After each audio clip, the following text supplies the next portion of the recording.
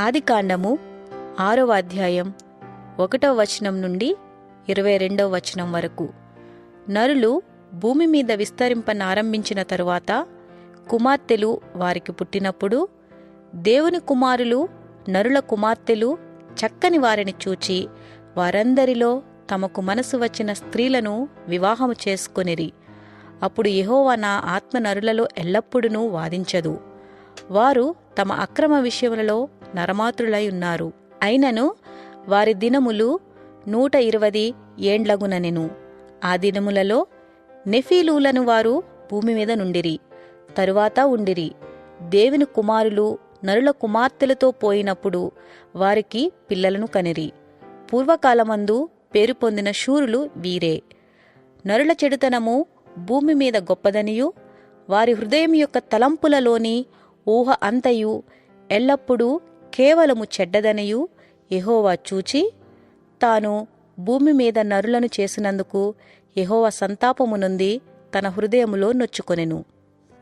అప్పుడు యెహోవా, నేను సృజించిన నరులను, నరులతో కూడా జంతువులను, పురుగులను, ఆకాశ పక్ష్యాదులను భూమి మీద నుండకుండా తుడిచివేయుదును. ఏలయనగా నేను వారిని సృజించినందుకు సంతాపము నొందియున్నానెను. అయితే నోవాహు యెహోవా దృష్టియందు కృప పొందినవాడాయెను. నోవాహు వంశావళి ఇదే. నోవాహు నీతిపరుడును తన తరములో నిందారహితుడునై ఉండెను. నోవాహు దేవునితో కూడా నడిచినవాడాయెను. నోవాహు వంశావళి ఇదే.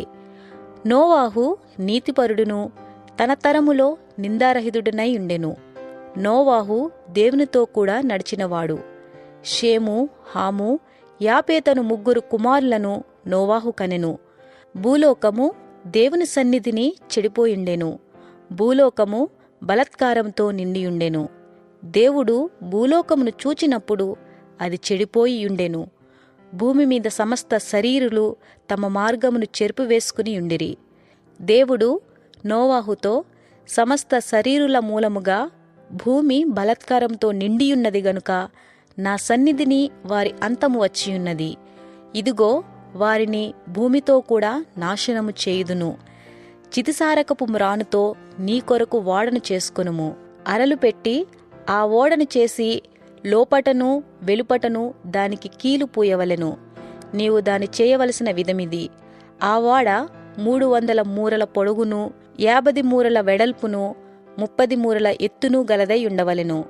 ఆ ఓడకు కిటికీ చేసి పైనుండి 3 క్రిందికి దాని ముగించవలెను. ఓడ తలుపు దాని ప్రక్కన ఉంచవలెను. క్రింది అంతస్తు 2వ అంతస్తు 3వ అంతస్తు గలదిగా దాని చేయవలెను.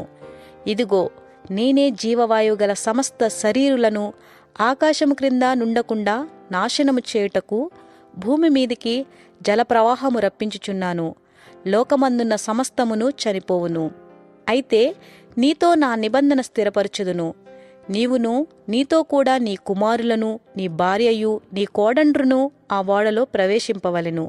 మరియు నీతో కూడా వాటిని బ్రతికించి ఇంచుకొనుటకు సమస్త జీవులలో అనగా సమస్త శరీరుల యొక్క ప్రతి జాతిలోనివి 2 చొప్పున నీవు ఓడలోనికి తేవలెను. వాటిలో మగదియు ఆడదియు ఉండవలెను. నీవు వాటిని బ్రతికించి ఇంచుకొనుటకై వాటి వాటి జాతుల ప్రకారము పక్షులలోనూ, వాటి వాటి జాతుల ప్రకారము జంతువులలోనూ, వాటి వాటి జాతుల ప్రకారము నేలను ప్రాకు వాటన్నిటిలోనూ ప్రతి జాతిలో 2 చొప్పున నీ యొద్దకే అవి వచ్చును. మరియు తినుటకు నానా విధములైన ఆహార పదార్థములను కూర్చుకొని నీ దగ్గర ఉంచుకొనుము. అవి నీకును వాటికిని ఆహారమగునని చెప్పెను. నోవాహు అట్లు చేసెను. దేవుడు అతనికి ఆజ్ఞాపించిన ప్రకారము యావత్తూ చేసెను.